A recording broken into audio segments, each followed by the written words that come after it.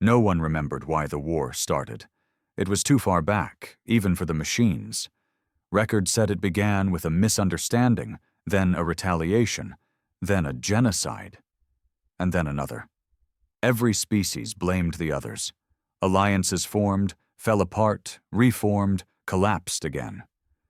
But somehow, in the chaos, the humans made the galaxy bleed. And then, just like that, they disappeared. Vanished into their own corner of space. No more skirmishes, no diplomacy, no outposts, no interference, a full retreat. They sealed their borders and left the rest of the galaxy to choke on the ashes of its own greed. They called it the Armistice, a signed agreement, witnessed by 17 ruling species and encoded into the stars themselves, a pact between humans and the rest. No war, no crossing borders, no contact, for 3,000 years. They kept it. At least the humans did. I was born in the final year of the Armistice, in the ruins of Europa Station orbiting Jupiter. They trained us like they knew what was coming. Not like soldiers, like executioners. The difference is in the eyes. Soldiers shoot to win. Executioners shoot to finish. They gave us history lessons wrapped in classified files, names no one else dared speak anymore. Fails are Trek Dominion, Yura Mindborn, the Cher Collective, the ones who tried to erase us. We memorized every species that voted for our destruction 3,000 years ago. Then we memorized their weaknesses. We didn't say we wanted revenge. We didn't have to. We were humanity's second draft. The patient version. The cold version. So when the 3,000th year came, and the clock ticked down to its last second, everyone waited. Nothing happened. No attack. No message. No sign of movement from Earth or Mars or Titan or the outer defense grid. Just silence. That was the mistake. They thought we'd gotten soft, that our silence was peace, that isolation had made us forget. They sent the first warning shot 3 months after the treaty expired. An Cher battleship drifted just inside our border, cloaked and curious, scanners wide open, broadcasting in their mother tongue. It was the last thing they ever did. We didn't answer. We didn't warn. We erased them. Every Cher colony screamed for aid on the same day. All signals ended in static. The galaxy watched in horror.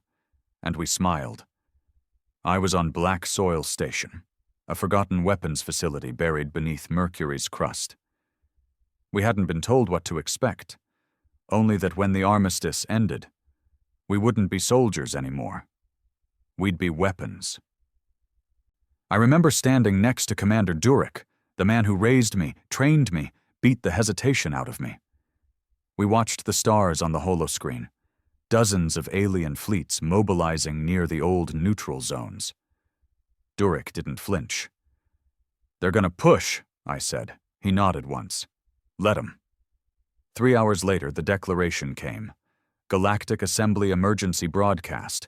The treaty has been violated. Humanity has resumed hostilities. This is a formal declaration of war. The room went quiet. Then came the moment that still lives in my veins.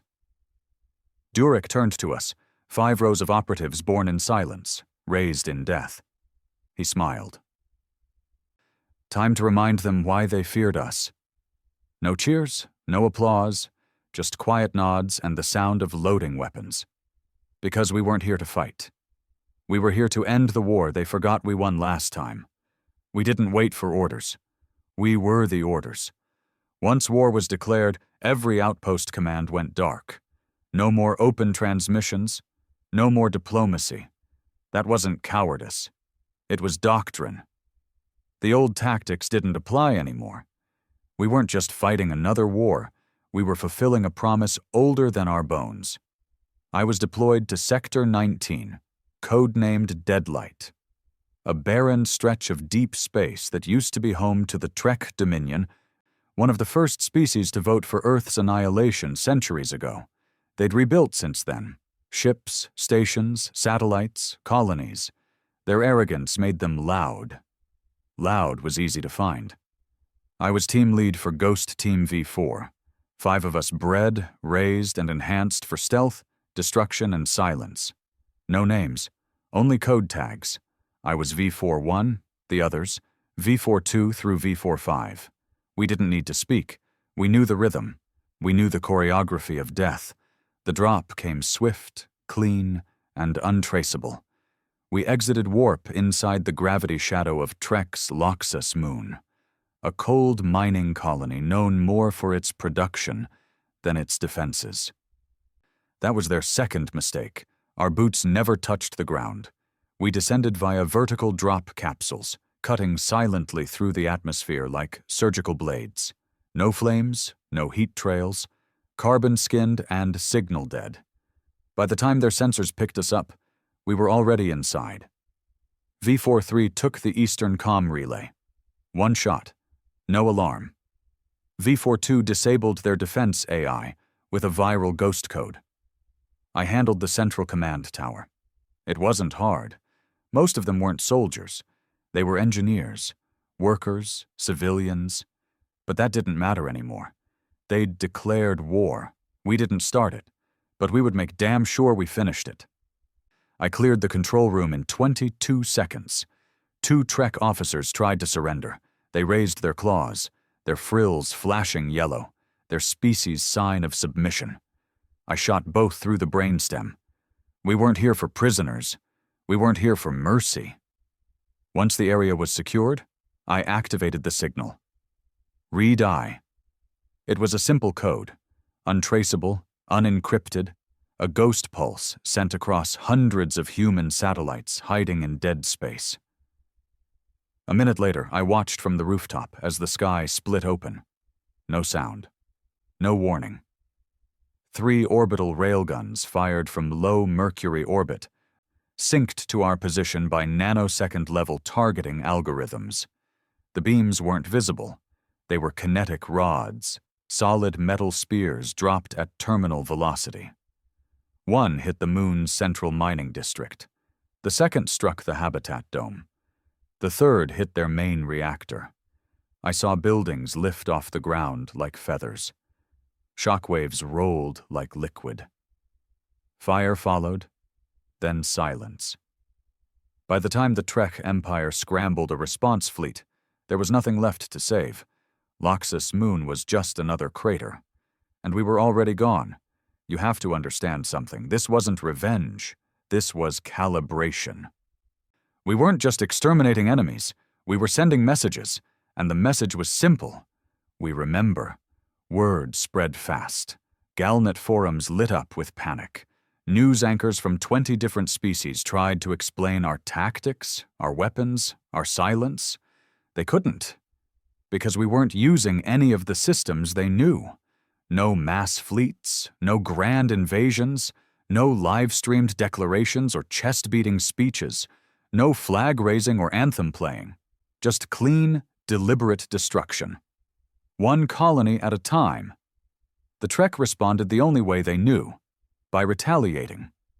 They sent a cruiser to intercept our returning ship. We were in cryo when they caught us. That should have been the end. Their cruiser outgunned our stealth transport 20-1, but they didn't count on Durik's contingency. Every stealth transport carried a worm, not a literal one, a code. The moment an enemy signal made contact with our ship, the worm activated. It injected itself into the Trek cruiser's communication protocols, then burrowed into its internal systems. By the time their boarding party entered our cryo chamber, their cruiser was already rerouted. It took their own ship 11 minutes to destroy itself from the inside out. We woke up in a debris field, orbiting a broken moon, surrounded by the frozen corpses of our would-be captors. I remember staring out the viewport at the drifting remains. I didn't feel pride. I didn't feel rage. I just felt ready. This was just the beginning.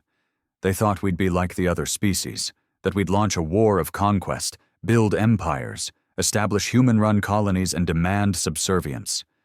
That was never the plan. Humans don't want to rule. We want to be left alone. But if you wake us up, if you force us to come back into the light, We don't conquer. We burn. The second wave hit the Cher Collective's starport near Vega.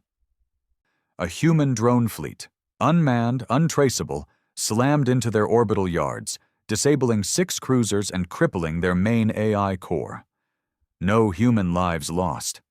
Thousands of Cher dead. They accused us of war crimes.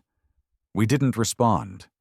Because if you're still using words, you're not ready for the war we're bringing. They called for diplomacy.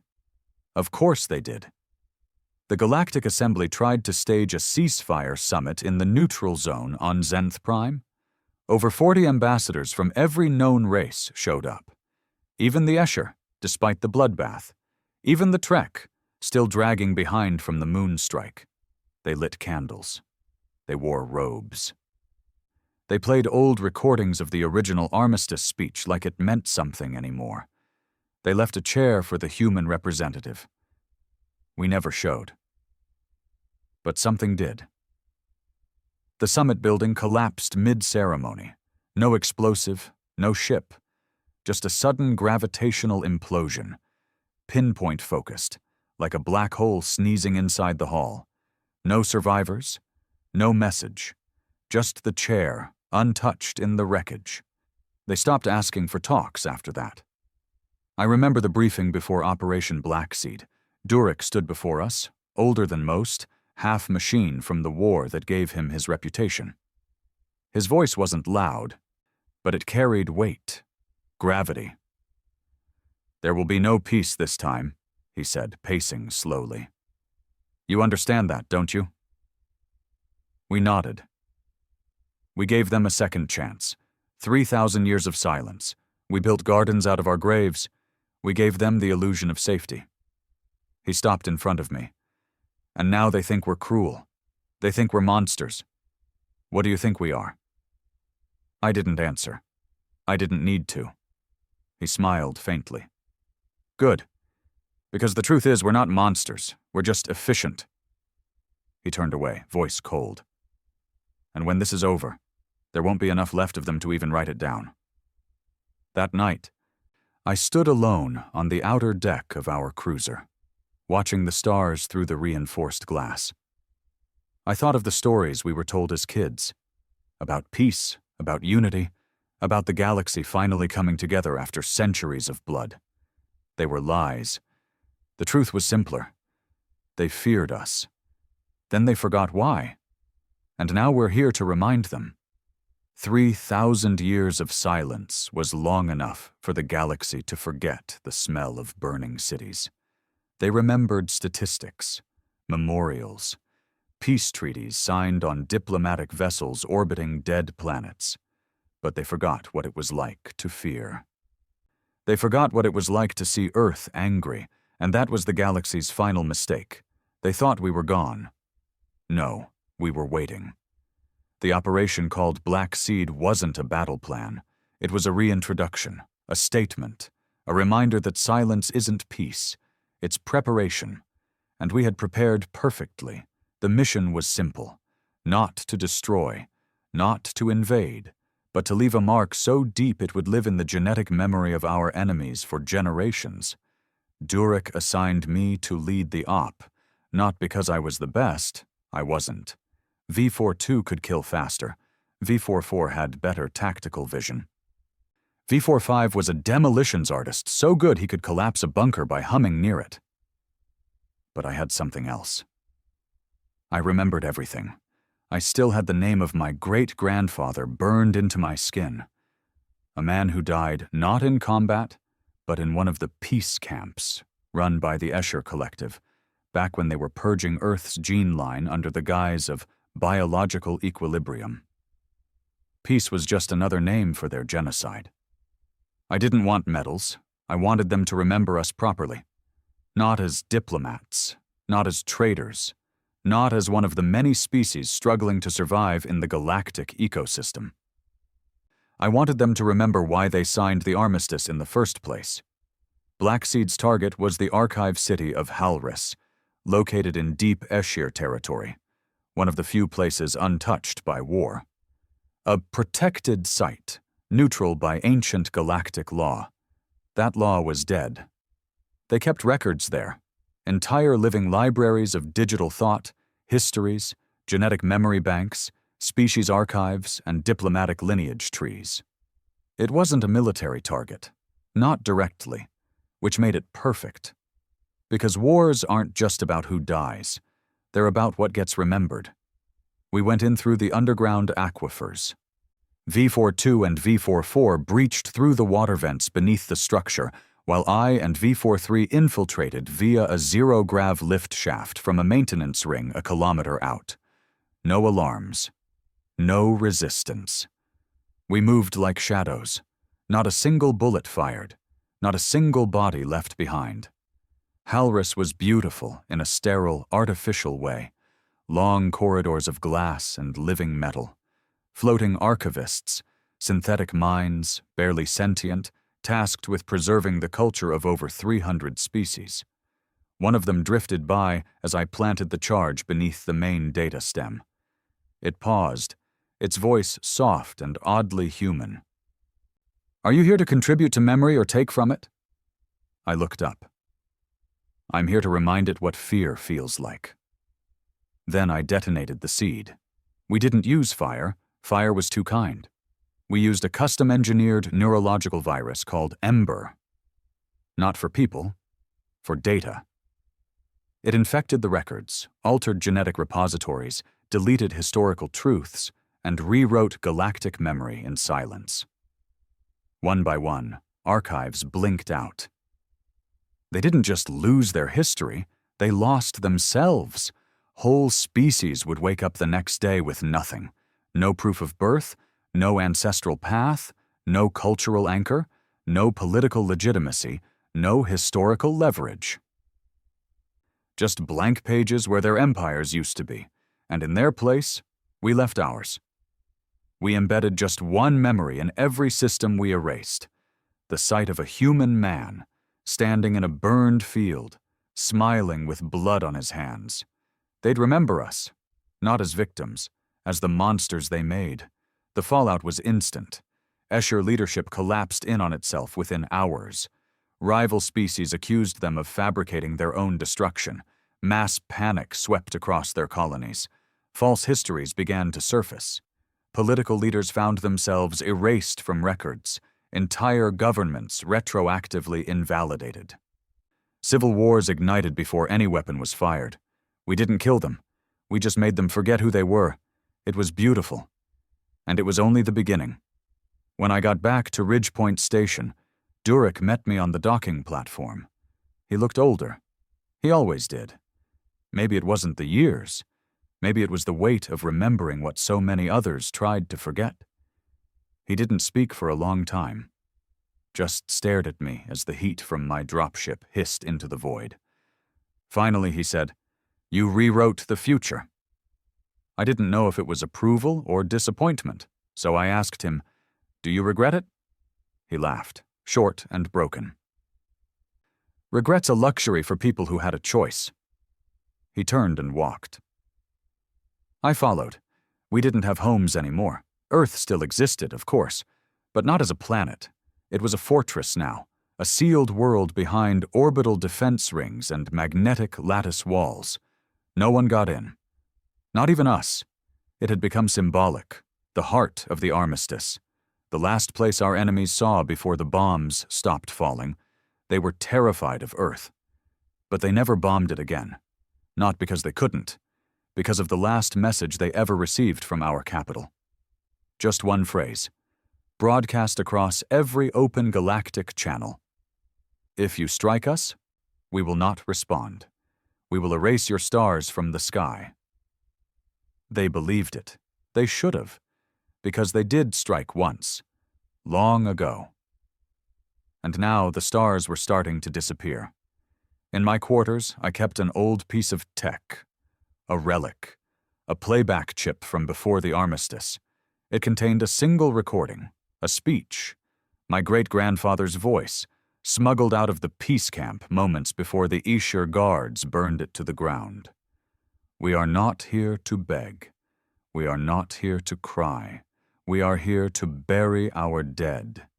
and when the stars align, to let the galaxy feel what it means to truly be remembered. I listened to it every night before a mission. I wasn't a hero, I wasn't a soldier, I was just a man with too many ghosts and too good a memory. Not all humans agreed with the war. There were those who wanted to rebuild, who wanted peace. But they didn't speak loud. Not anymore. Because for every colony we lost, every child who died in orbit, every family line that vanished into the vacuum, there had to be a price. And if the galaxy wouldn't name it, we would. Durek's next assignment came down without a word. Just a coordinates drop and a brief line of instruction. They remember now, time to make them never forget. Our next target wasn't military, it was sacred. A temple moon called Yatora, orbiting a dead star, untouched by war for 5,000 years, shared territory, galactic holy ground. Pilgrims of every species traveled there, including humans. Once, it was where they signed the original Armistice. Now it was where we'd end its memory for good. We didn't bomb it. We lifted it. Every nanotech drone we'd developed over the last 3 millennia converged on the moon's crust. Like ants eating the bones of a corpse, they dismantled it, atom by atom, until it was no longer a moon, no longer sacred, just dust floating where history used to be. The galaxy screamed. Religious factions declared holy war, political unions shattered, alliances folded overnight. No one trusted anyone anymore. And through it all, we stayed silent, watching, smiling. There's a difference between exile and self-isolation. The galaxy told itself that Earth went into hiding after the Armistice, licking its wounds like a wounded animal. They convinced themselves we were afraid of them, that we were shamed by what we'd done in the Great Collapse, that we'd left because we couldn't take the guilt. Let them believe that, let them dream, because the truth about Earth wasn't exile. It was containment, but not for our protection, for theirs. It started centuries ago, while the Armistice was still fresh, while the rest of the galaxy tried to pretend they hadn't nearly wiped out an entire species and called it peace. While they celebrated their diplomatic victory, humanity did what it always does when backed into a corner. We adapted. We built walls, not the kind you see, the kind you feel.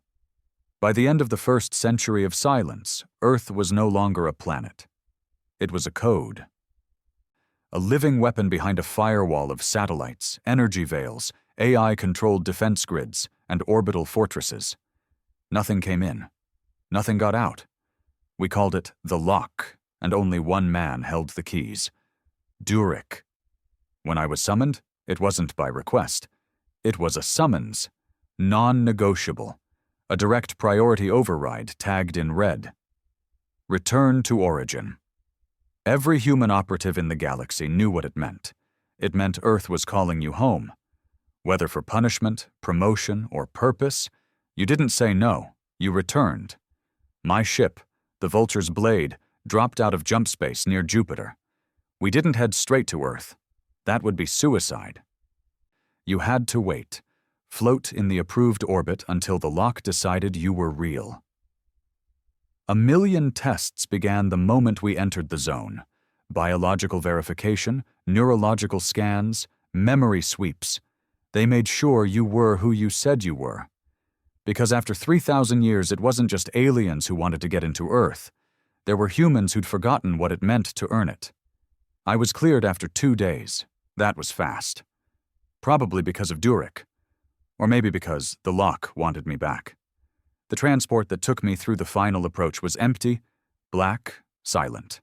No windows. Just a seat. One single seat. You don't get to see Earth from above anymore. They don't want you to look down and feel pride.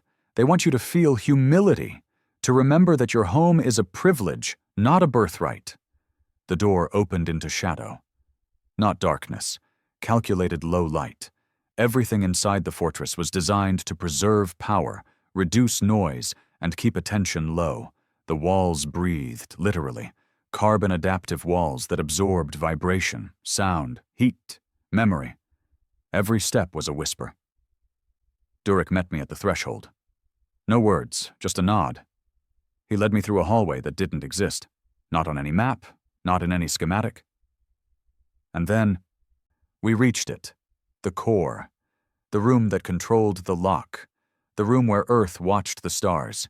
It was huge, circular, every inch covered in transparent screen, showing live feeds from across the galaxy, battles, protests, Cher funeral processions, Trek news feeds, artificial suns being swallowed by our drones, and in the center, a platform. On it, a single chair, ancient, wooden, carved by hand. No one sat in it. No one had to. Durek stood beside it, his voice low. They've begun the Unity protocol. I frowned. That's not possible. It is when they realize we're not going to stop. The Unity protocol was their last resort, a galaxy-wide merger of military power, former enemies becoming allies, Trek and Cher, Yura and Drenak, all working together to forge a weapon strong enough to match the human threat. It was a panic response. I smirked. So they're scared. Durek didn't smile. No, they're desperate, and desperation makes creatures dangerous, even smart ones. He stepped forward and looked me dead in the eyes. They think we're fractured. They think you're the key to proving that. That's when I understood. Blackseed wasn't the mission. I was. They didn't just want to cripple the enemy's memory. They wanted to test mine. See if I'd flinch, see if the blood on my hands would rot my conscience. It hadn't. But that meant something else. I was now the symbol of what they feared most. A human without remorse, a weapon without hesitation. I didn't know whether to feel honored or cursed. Durek walked me deeper into the core. The next chamber was filled with preserved things, artifacts, relics, trophies. A twisted archive of the Armistice age.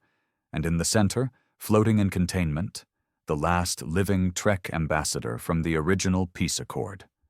Alive, kept in stasis. A relic of lies. Durek gestured to him. We kept him for leverage, thought maybe we'd use him if the war came again. I stared through the glass. The ambassador's face was old, frilled, dried out like a husk. His eyes blinked slowly. He saw me. He knew. But now, Durek said, we don't need leverage. We just need a message. I didn't hesitate. I walked forward and placed my palm on the kill pad. A hiss, a flicker. The containment pod depressurized in under 4 seconds.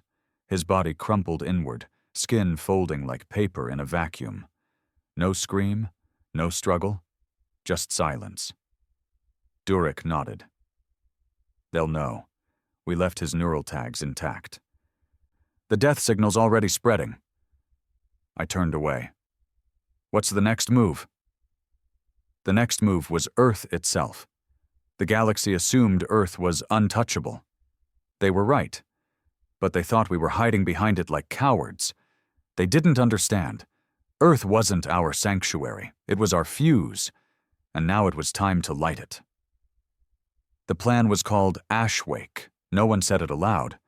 It lived only in coded fragments, and it was only activated if 3 criteria were met.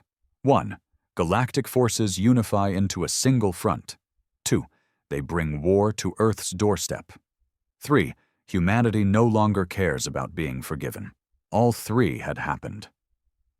The Unity fleet had mobilized.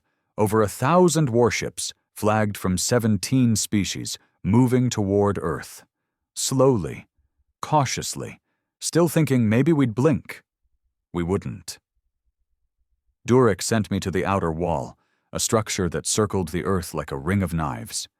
Each shard of it held technology the galaxy had never seen. Some of it wasn't even human. Because in our silence, we'd evolved. We didn't just survive, we outgrew the galaxy. The galaxy saw us as the past. But Earth, Earth had become something else, something future. I walked the wall alone. Each step felt like stepping across time. Statues lined the corridor, soldiers, scientists, children, names carved beneath them, millions of names.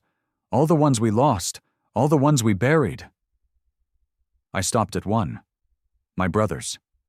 He died on Europa, defending a civilian shuttle from a pirate raid 200 years ago. He wasn't a soldier, just a mechanic. But when the pirates broke in, he locked the engine room and overcharged the core. Killed them all, including himself. That's who humanity is. We don't win by being better. We win by being willing. When I returned to the core, Durek was already connected to the planetary relay. The screen showed the Unity fleet now 3 hours from the edge of Earth's defense zone. He looked at me. "Final chance," he said. "You tell me no, I shut it down, we fall back. We go quiet again." I shook my head.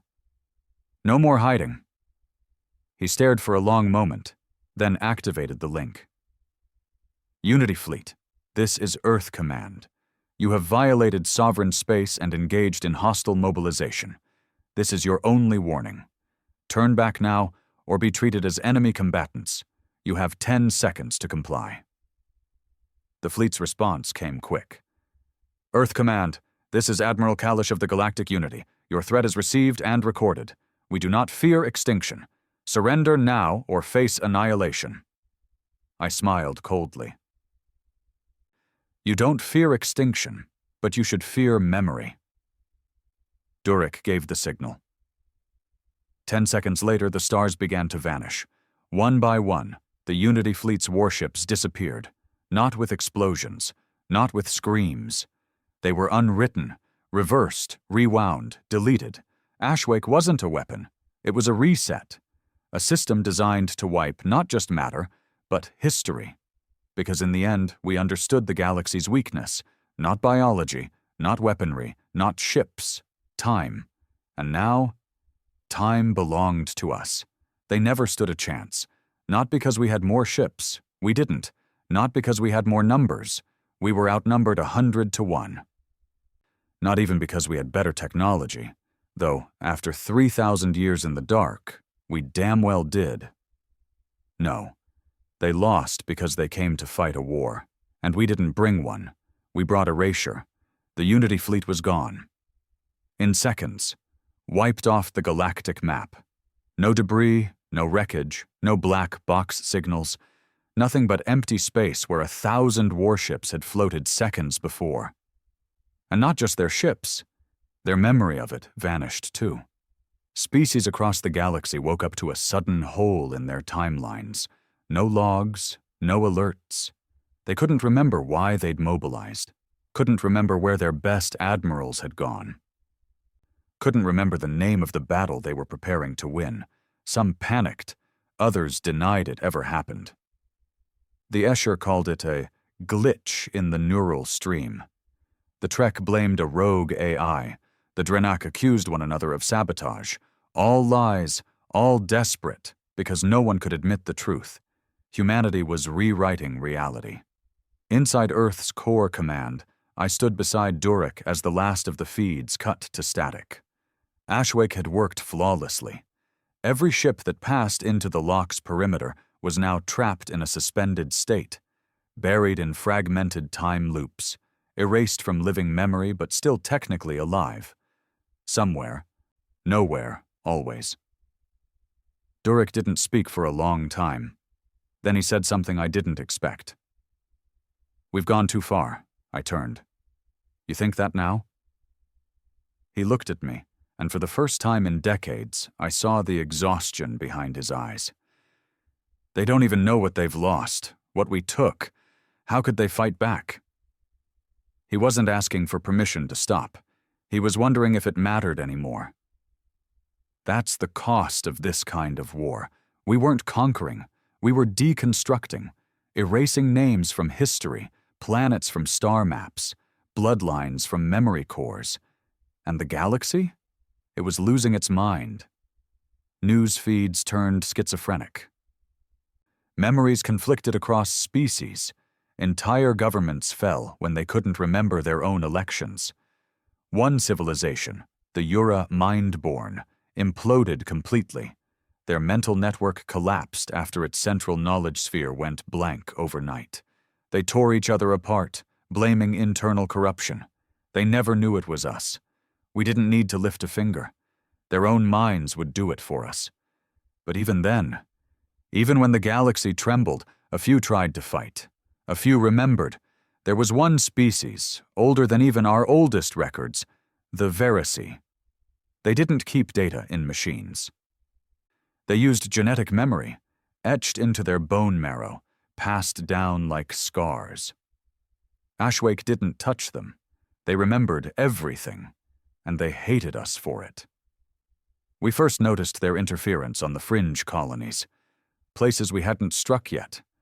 They didn't send armies. They sent prophets, Veracy memory bearers, tall, skeletal creatures that spoke in harmonic pulses. They would land in silence, touch the ground, and every sentient mind in the vicinity would remember a version of events, fabricated, rewritten, but believable. In their memories, we were the monsters. Earth was a myth, and the Armistice had never happened. It was brilliant. They were trying to outplay us at our own game, not just by remembering the past, but by changing it before we could erase it. Durek knew the threat immediately. If they spread that memory, the galaxy might rally again. So we gave them a new job. I was assigned to a new squad, V5 Null, a ghost unit. We weren't assassins. We were editors. Wherever the Veracy spread their memory, we followed, and we deleted it. Not just them, not just the people who heard them. We deleted everything that touched their rewritten story. Whole towns, ships, family lines. I remember a girl, maybe 13, maybe less, staring at me while her village burned behind her. Her mind still held the lie. The Veracy lie. I told myself it wasn't her fault. Then I shot her. No hesitation. Not because I wanted to, because she would have spread it. After the third operation, I stopped speaking to the others, even the ones who didn't mind the blood, because something inside me had started to ask a question I couldn't ignore. What if we were becoming the lie? What if the monsters the Veracy painted in their rewritten histories weren't made up? What if we were already them? I didn't voice it, not to Durek, not to the unit. But I knew he felt it too. He just carried it differently, in his silence, in his fatigue, in the way he didn't watch the executions anymore. Maybe he was counting down the days until someone erased us. We discovered the Veracy base on a dead moon orbiting a collapsed neutron star. They'd been transmitting encrypted memories using biological spores, carried through solar winds, infecting nearby species, embedding rewritten history into living tissue. It was genius, and it had to die. We infiltrated through the magnetic fields, cloaked, no resistance. Inside the caves, we found memory clusters, half-living, pulsating, full of stolen faces and invented tragedies. They showed Earth as a burning tyrant, our soldiers as demons, mothers torn from their children, planets shattered for sport, laughing human commanders watching the galaxy bleed. The worst part? It wasn't entirely false, just reassembled. Truths twisted into knives, real events bent just enough to cut. We torched it, all of it, burned the clusters, killed the bearers, bleached the air, nothing left but ash and echoes. But as we left, one of them, old, wounded, dying, locked eyes with me. He didn't beg, he didn't curse. He just said, in that pulsing, hollow voice, "You can kill memory, but you can't kill meaning." And then he died. That night I stood alone outside the transport bay, helmet off, letting the cold bite my face. I didn't feel proud. I didn't feel victorious. I just felt numb. The stars above were quiet. Too quiet. I thought of my brother, my father, my people. Would anyone remember them? Would anyone remember me? Or would we all vanish into the same fog we unleashed on others? Back on Earth, Durek met me at the gate. He didn't speak, just handed me a chip. We intercepted this. I slotted it into my neural reader. A child's drawing, scanned from a refugee camp on a fringe world. It showed a smiling Earth. Not burning, not evil, just watching. Silent. Beneath it, a child had written, "The humans will come, and they'll take everything. But I'm glad, because we took from them first." I looked at Durek. "Do they understand us now?" He shook his head. "No, but they understand why. They thought we were trying to win a war, but you don't win a war when no one remembers the score. You don't conquer when the map keeps erasing itself. You don't negotiate when your enemy no longer has a name." And that was the point. But when you start tearing away everything, memories, people, culture, history, eventually there's nothing left to burn but yourself. Earth had gone quiet. Not silent like before, when the stars whispered about our absence. This was different.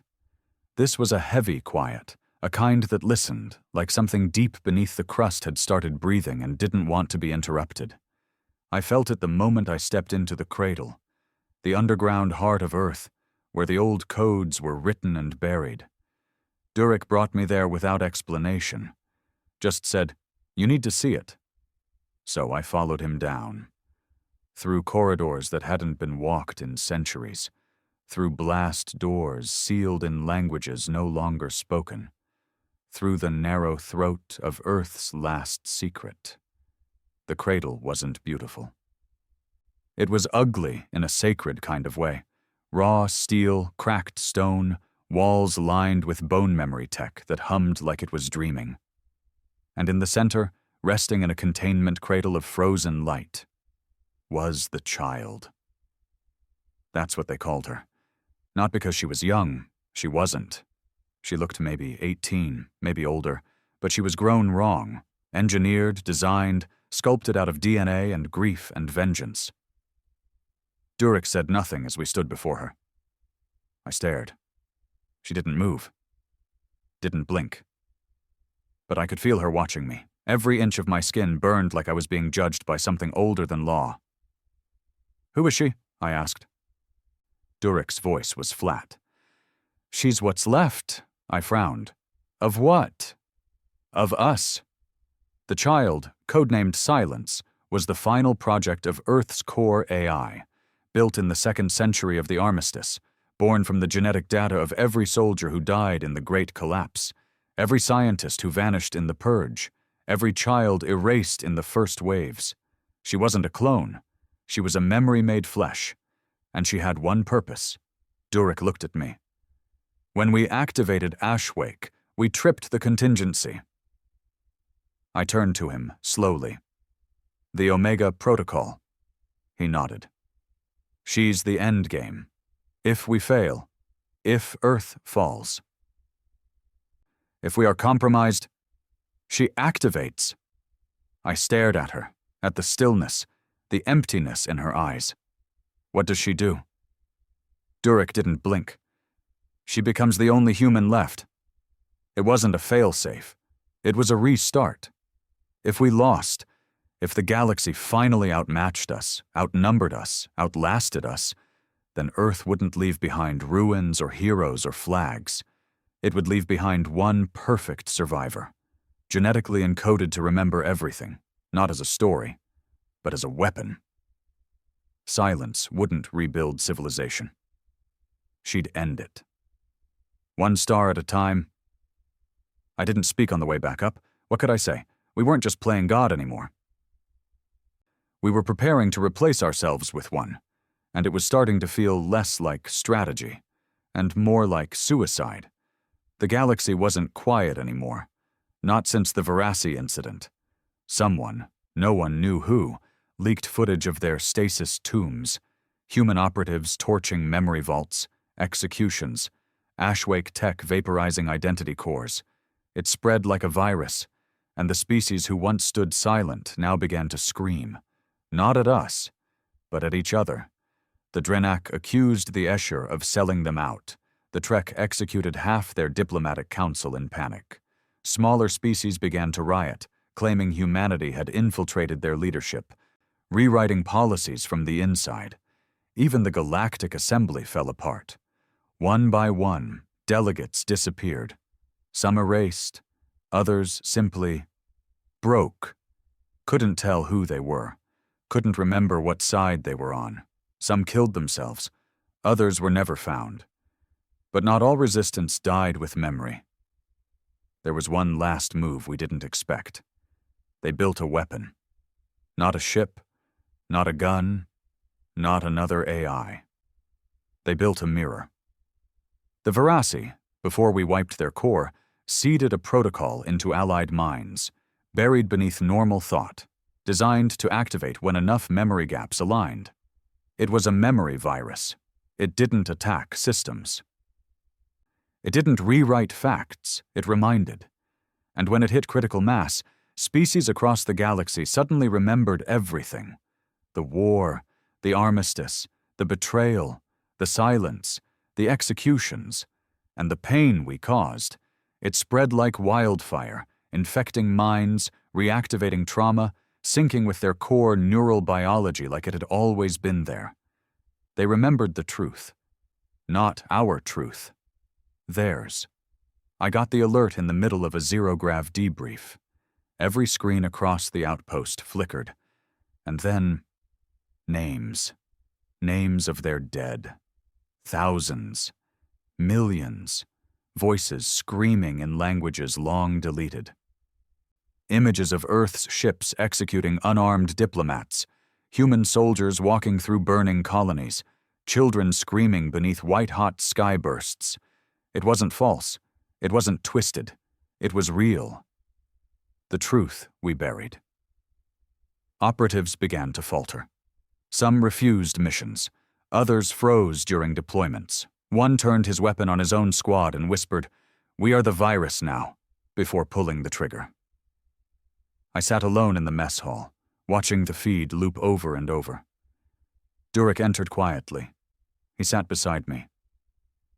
"They've started remembering?" I nodded. "Are we still winning?" He looked tired. "If memory is the battlefield, we've lost control of the terrain. Ashwake was supposed to be permanent. But memory is a living thing. You can't just erase pain. You have to replace it with something stronger. We didn't. All we left behind was fear, and now, they were turning it into fire. We received word 2 hours later, Unity reborn. A new fleet, smaller, but unified. And this time they weren't coming to fight Earth. They were coming to talk, to surrender, some said, to beg, others hoped. But Durek knew better. He stood before the council, what was left of it, and spoke 3 words that froze every bloodline in the room. They want silence. They didn't want victory. They wanted insurance, a way to keep Earth from ever using her, a way to put the weapon back in the box, maybe even to raise her themselves, turn the last human into a galactic asset, a tool of peace.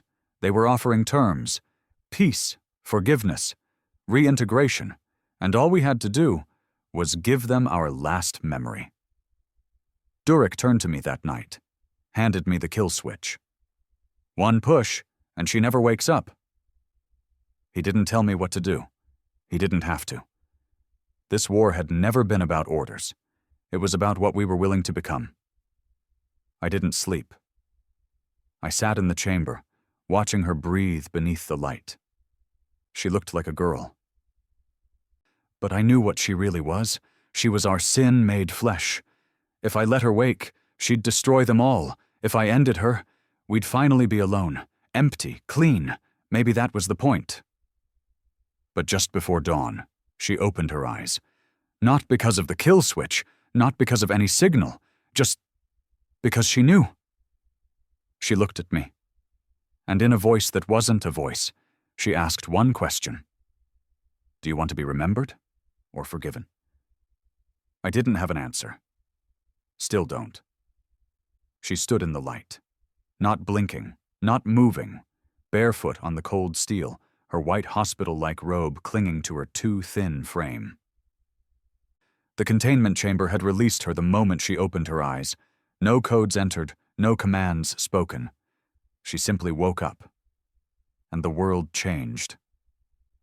I couldn't explain it, but I felt it. The room felt heavier, not like gravity, more like consequence. "Silence," I said. "Do you know who you are?"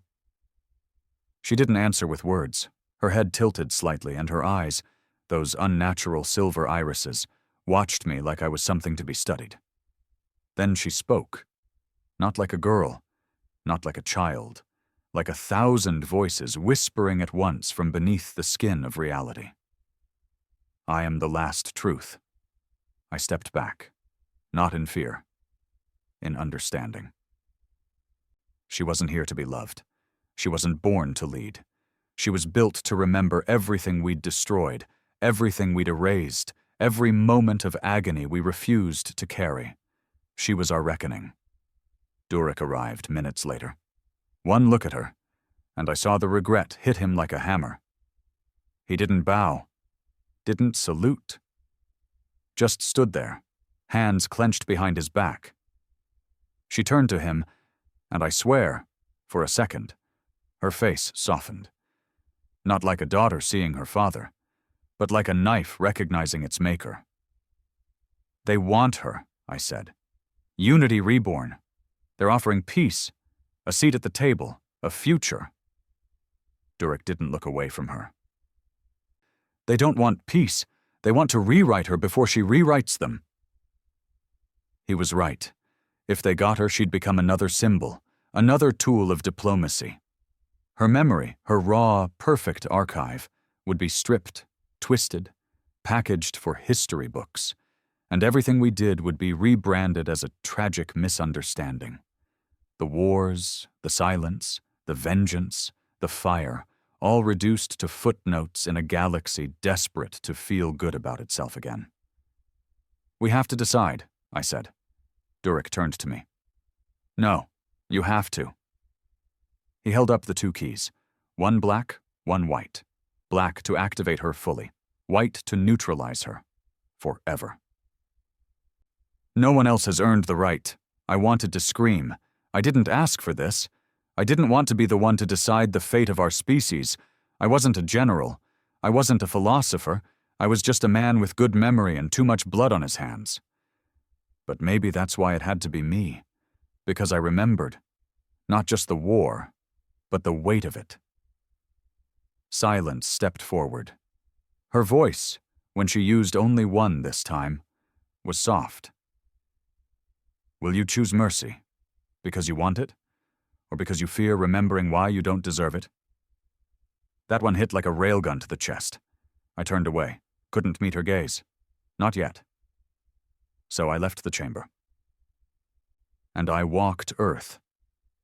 It was dawn on the African plate, what used to be the old continent. Now a terraforming hub and a garden built from pain. Every tree, every river, every stone placed where blood had been spilled. Memorials lined the hills, names etched in nanosteel, digital faces whispering stories to anyone who stopped to listen. And they listened. Even now, centuries later, humanity walked among its ghosts, not to mourn, but to remember. I found an old man feeding birds in a reconstructed ruin, a cathedral-like skeleton half sunk in the red soil.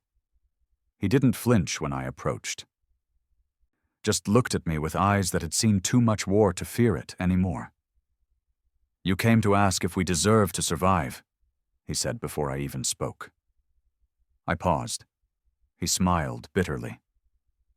"They always come to me before they decide." "Decide what?" "If it's better to let us die as monsters," he tossed some crumbs, "or live as hypocrites." I sat with him. Didn't speak. Just watched the birds pick crumbs off the bones of history. Silence found me that night. She wasn't following me. She just appeared, like she was tied to every step I took. She sat beside me on the old stone bench, knees tucked to her chest like a child. Except she wasn't. Not anymore. Not ever. "I've seen it all," she whispered. I didn't answer. "I watched your ancestors burn galaxies, then cry for the dead." Still, I said nothing. "They weren't heroes," she said, "but they weren't cowards either." I nodded. "No, they were just human." And I finally asked her what I hadn't dared until then. "What will you do if I set you free?" Her head turned. "I will remember perfectly." "And then what?" "Then I will let the galaxy choose what to do with that truth." It wasn't an answer. It was a mirror. She wasn't vengeful. She wasn't merciful. She was exact. Pure, unfiltered memory. The war, the armistice, the silence, the fire. All of it. If she lived, the galaxy would see the truth. All of it. No twisting, no deletion, no narrative. Just raw history in its most brutal form. I returned to the core. Durek waited, silent. The two keys rested in my hands. White, mercy. Black, memory. One would bury the truth forever. The other would expose it to a galaxy still bleeding from what it remembered. I didn't flip a coin, didn't pray, didn't look at silence. I just listened. To the ghosts in my blood, to the burning children in orbit, to the forgotten heroes buried beneath time, to the billions we erased, to the billions who tried to erase us. And I made my choice. I chose black.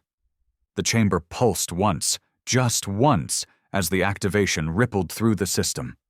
Silence stood in the center, eyes closed, arms open, and then the world changed. She didn't scream, didn't rise into the air or explode into light. She just existed, and the stars bent around her.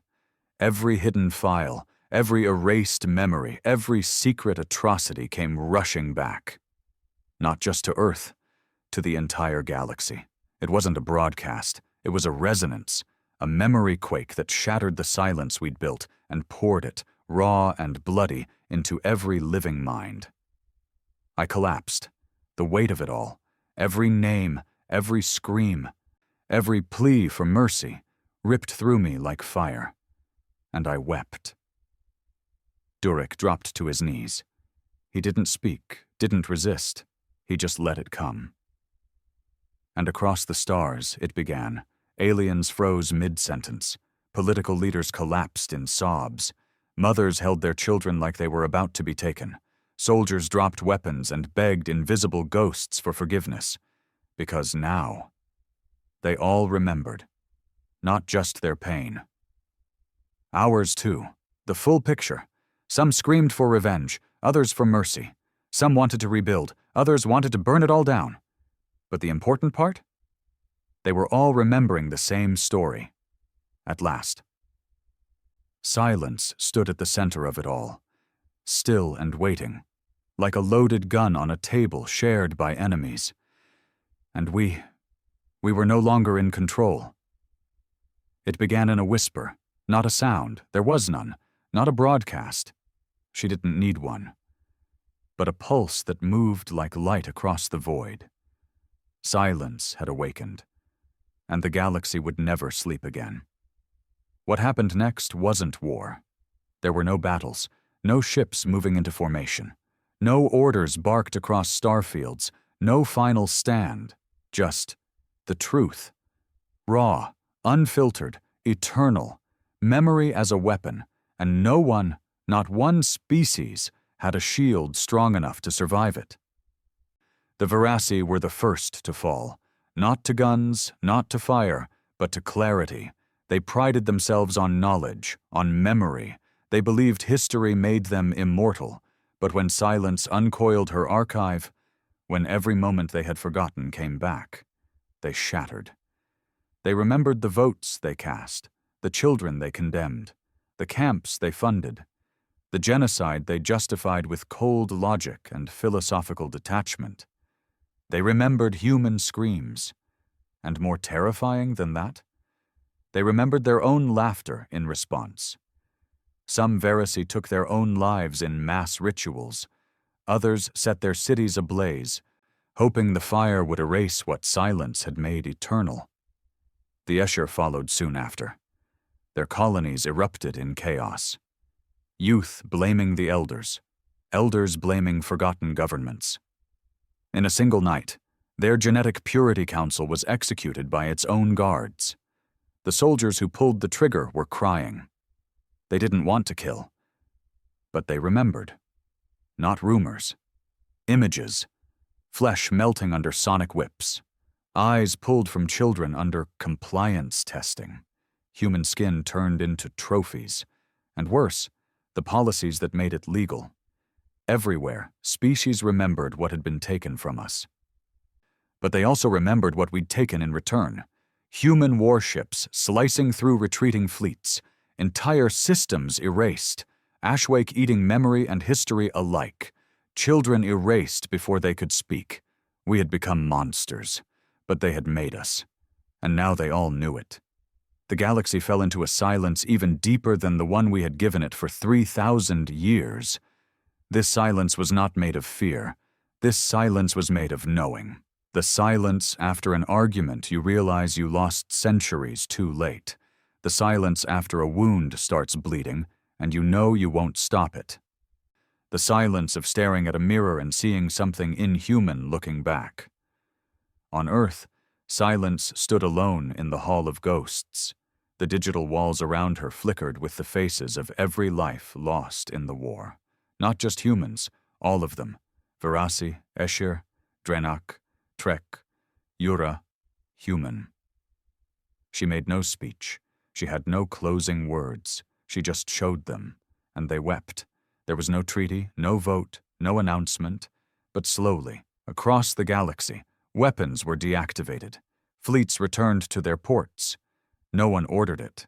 They just stopped. Because what was left to fight for? No one wanted to own the future anymore. They just wanted to survive the past. Humanity didn't celebrate. How could we? We hadn't won. There was no victory in this. Only exposure. Only the great, endless grief of knowing you were right. But knowing that rightness cost you everything. Durek died 2 weeks after activation. Collapsed quietly in his quarters. Heart failure. Some say he saw a vision in his final moments. That silence visited him and showed him something no one else had seen. A future where it all played out differently, where we forgave, where we never erased, where we let the pain breathe instead of burying it. He died with a small smile on his face. The first real one I'd ever seen from him. And me? I left Earth. Silence told me I could. That I had earned peace, but I didn't go far. I stayed just past the reach of the lock, orbiting in an old, rusting station above the Martian fringe. Watching. Listening. Sometimes alien diplomats come. Not to negotiate, not to argue, but to confess. They sit across from me in the old steel room with flickering lights and broken coffee machines, and they tell me what they did during the Great Collapse, what their fathers did, what their species forgot, what they forgave themselves for too easily. They don't ask me for forgiveness. They just want someone who remembers. Silence is still active, not walking the galaxy, not ruling it, just being. She becomes whatever each world needs her to be, a child, a warrior, a teacher, a mirror. She never lies, she never edits, she never comforts, she simply shows, and that is enough. The galaxy, for the first time in its history, lives in peace, not out of love, not out of mutual respect, but out of a shared burden. A memory so vast and violent, no one dares to repeat it. There's a phrase that's begun circulating across the outer colonies. No one knows who said it first. But I hear it all the time now. In marketplaces. In quiet conversations, in the hush before diplomats speak. The humans smiled, and the stars were never the same again. I sometimes think about using the white key.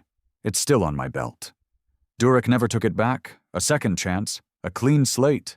But every time I reach for it, I remember the girl on Europa Station, bones charred under a fallen ceiling, the little boy in orbit over Saturn, eyes wide as the airlock opened. My brother, holding a wrench like a weapon, knowing he wouldn't survive the detonation. They didn't get to forget. Why should I? The future isn't bright, but it's honest. And maybe that's better. Maybe that's what we needed all along. Not forgiveness, just the courage to remember together. So that's how it ends. Not with the scream of engines, not with the flash of weapons, but with one girl standing in silence while the galaxy finally listens.